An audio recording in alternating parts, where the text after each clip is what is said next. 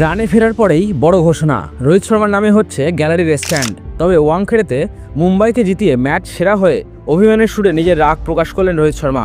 তাছাড়া রোহিতের সেরা হওয়ার দিন নজর কাড়লেন 17 বছরের তরুণ প্লেয়ার। কে সেই তরুণ জানতে হলে ভিডিওটি অবশ্যই শেষ অবধি দেখুন। আইপিএলে অবশেষে রানে ফিরলেন রোহিত শর্মা। চেন্নাই সুপার কিংসের বিরুদ্ধে অপরাজিত রইলেন 76 রানে। তার ব্যাটেই সহজ জয় তুলে নিল মুম্বাই ইন্ডিয়ান্স। যে ম্যাচ জিতে রোহিত মনে করিয়ে দিলেন নিজের উপর কখনো আশ্বাস হারাতে নেই। রবিবার ম্যাচে সেরা হয়েছেন রোহিত শর্মা। এবারের আইপিএলে প্রথমবার ম্যাচের সেরা পুরস্কার নিয়ে রোহিত বললেন, নিজেকে অবিশ্বাস করা খুবই সহজ, আর সেটা হলেই বিভিন্ন রকমের জিনিস করার চেষ্টা শুরু হয়ে যায়। নিজের ওপর বিশ্বাস হারালে চাপ বাড়ে। এতদিন ধরে খেলছি বলে এগুলো বুঝতে শিখেছি, তাই কখনো নিজের উপর বিশ্বাস হারাইনি। জানতাম রান পাবো, ঠিক করে নিয়েছিলাম মেরে খেলবো। বলগুলো ঠিক জায়গায় পাচ্ছিলাম। জানি অনেকদিন ধরে রান পাচ্ছি না, তবে নিজের ওপর থেকে বিশ্বাস হারাইনি কখনো। ওয়াংখেড়ে রোহিতের ঘরের মাঠ। মুম্বাইকে তিনি নেতৃত্ব দিয়েছেন বহু বছর ধরে। 5 বার আইপিএলও জিতেছেন তিনি। সেই মাঠেই আবারও রানে ফিরলেন তিনি।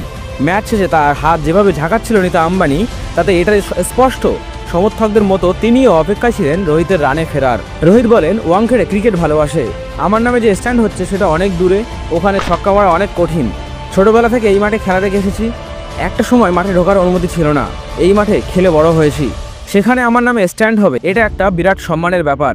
তবে অনুভূতিটা কেমন হবে সেটা এখন বুঝতে পারছি না। আমার নামে স্ট্যান্ডটা দেখতে পেলে বুঝতে পারবো। ম্যাচে প্রথমে ব্যাট করে চেন্নাই সুপার কিংস তোলে 176 রান। জবাবে ব্যাট করতে নেমে 15 ওভার 4 বলেই রান তুলে নেয় মুম্বাই ইন্ডিয়ান্স। রোহিত অপরাজিত থাকেন 76 রানে। তার সঙ্গে সূর্যকুমার 68 রান করেন। তাদের দাপটেই সহজে ম্যাচ জিতে নেয় মুম্বাই। তবে মুম্বাইয়ের দাপটে জয়ের দিন সিএসকের হয়ে একমাত্র নজর কাড়লেন সিএসকের হয়ে ডেবিউ করা 17 বছরের তরুণ মুম্বাইয়ের বাসিন্দা Ayush Mhatre.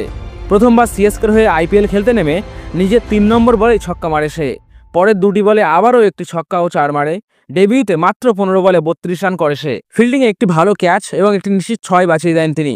CSK চটিল captain opener ঋতুরাজ গায়কোয়াড়ের জায়গায় দলে ভালো মতোই থাকতে পারবেন তিনি। আপনাদের কি মনে হয়, আয়ুষ কি পারবে সিএসকে দলের ঋতুরাজের বিকল্প হতে? আপনার মতামত কমেন্ট করে জানান আমাদের। আর আমাদের ভিডিওগুলি ভালো লাগলে অবশ্যই আইপিএল সম্বন্ধিত সমস্ত আপডেট পেতে ভিডিওতে লাইক দিয়ে আমাদের চ্যানেলটি সাবস্ক্রাইব করতে ভুলবেন না।